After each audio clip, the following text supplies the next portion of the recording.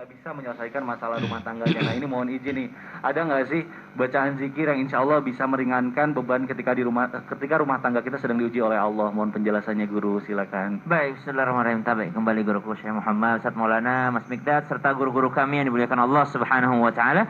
Bismillahi masyaallah la yasuqul khaira illallah. Bismillahi masyaallah la yasrifus su'a illallah. Bismillahi masyaallah ma kana min ni'matin faminallah. Bismillahi masyaallah la haula wala quwwata illa billah. Maka tadi disampaikan oleh guru kita Syekh Muhammad bahwasanya Al-Quran itulah BPJS sesungguhnya. Al-Quran itulah yang membuat hati kita menjadi senang. Al-Quran itulah yang membuat hati kita menjadi tenang. Dan ternyata di ayat lain Allah Subhanahu wa taala berfirman, "Ba'da naqul a'udzu billahi minasyaitonir rajim. Wa nunazzilu minal Qur'ani ma huwa shifaa'un wa rahmatun lil mu'minin."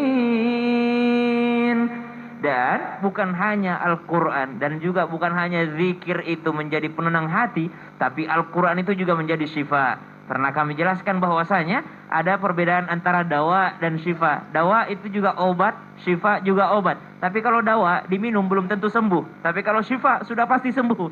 Syifa dan Al-Quran itu sudah pasti menyembuhkan hati yang terluka. Al-Quran itu sudah pasti menyembuhkan hati yang sedang sedih. Hati yang sedang gelisah akan disembuhkan dengan Al-Quran. Maka kalau pertanyaannya, bagaimana dengan rumah tangga yang sedang berada di ujung perceraian gitu ya? Misalnya diuji terus bertubi-tubi, dan ujian itu sebenarnya memang akan datang di dalam rumah tangga ini. Dan tidak ada sesuatu yang lebih menyenangkan bagi syaitan dan tentaranya, ya bagi iblis dan tentaranya, kecuali memisahkan. Bahkan mereka datang melapor ke singgasana panglimanya yang berada di tengah laut. Mereka datang melapor, apa engkau lakukan hari ini? Saya berhasil menggodanya sholat, saya berhasil menggodanya batalkan puasa, saya berhasil menggodanya ini, saya berhasil.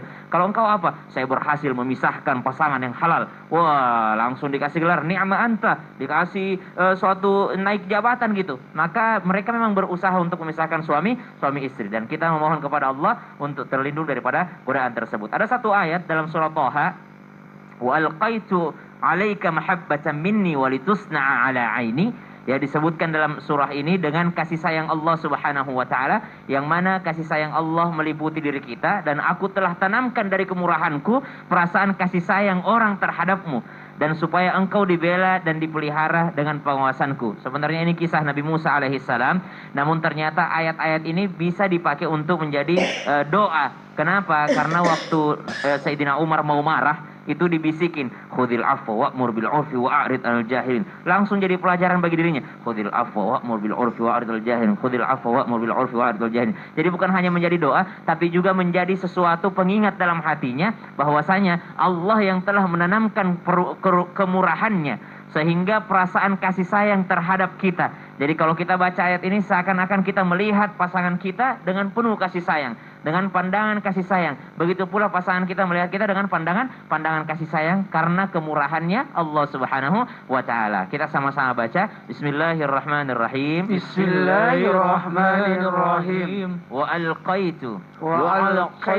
'alaika mahabbatan minni walitusna'a ala aini. Surah Thaha ayat 39. Ya, selalu ingat rahmatnya Allah, kemurahannya Allah. Itulah kenapa kita mengulang-ulang Bismillahirrahmanirrahim, supaya kita senantiasa mengingat kasih sayang Allah, sehingga kita juga berkasih sayang sesama manusia. Wallahu ta'ala a'lam. Waduh, Masya Allah, itu penting banget tuh. Nanti saya minta catatannya setelah ini.